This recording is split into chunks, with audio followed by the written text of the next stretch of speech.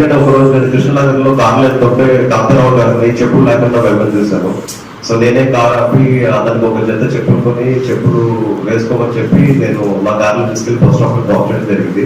తెలిసి తెలియకుండా మాట్లాడకూడదండి. నేను ఒకటే చెప్తాను, తెలిసి తెలియకుండా ఎప్పుడూ మాట్లాడు. నల్లకుంటలో నేను మార్కెట్ రోడ్లో చూశాను, కాంతారావు గారి కాళ్ళకి చెప్పులు లేకుండా, మా నాన్నగారి ఇంట్లో కూడా చెప్పులు లేకుండా నడవరండి. అదే అలవాటు ఏమండి ఈరోజు మాకు కూడా ఉంది, నాకుంది, మా పెద్దన్నయ్యకి. చెప్పులు లేకుండా మేము అసలు నడవం. వాడికి ఎంత ధైర్యం ఉంటే వాడు ఆ మాట అన్నాడు. నేను చెప్పులు కొనిచ్చాను అని నేను అన్నాను. వాడు ఎవడో కౌశిక్ అట ఎవడో.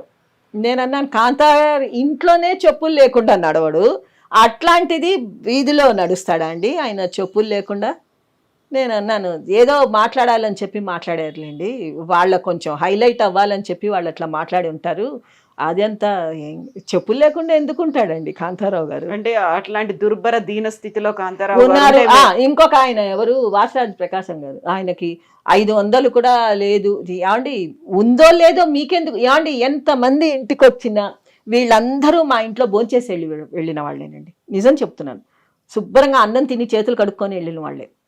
ఆయన గురించి మాట్లాడిన వాళ్ళందరూ తిని వెళ్ళారండి మా ఇంట్లో. కానీ అట్లా మాట్లాడకూడదండి. ఒక మనిషి పేరుని నువ్వు పైకి తేకపోయినా పర్వాలేదు, గొప్పలు చెప్పకపోయినా ఎవ్వరూ బాధపడరు. కానీ అటువంటి స్టేట్మెంట్స్ ఇవ్వద్దండి. డబ్బు కూడా లేదు, 500 రూపాయలు కూడా లేని స్థితిలో, హీనమైన స్థితిలో ఉన్నాడు అని ఎన్నడూ అనద్దు. చాలా తప్పండి. ఏమంటే అట్లా అనుకుంటే నెలకి 16,000 ఇంట్లో అద్దెకు ఉండేవాడండి ఆయన. నెలకు 16,000 అండి కార్తిక్ రెసిడెన్సీ అద్దె కట్టుకుంటూ. మాకు నెల ఖర్చు అయ్యేటప్పటికి నెలకి 20,000 రూపాయలు ఖర్చు అండి. మా నాన్నగారికి 20-30 వేలు ఖర్చు.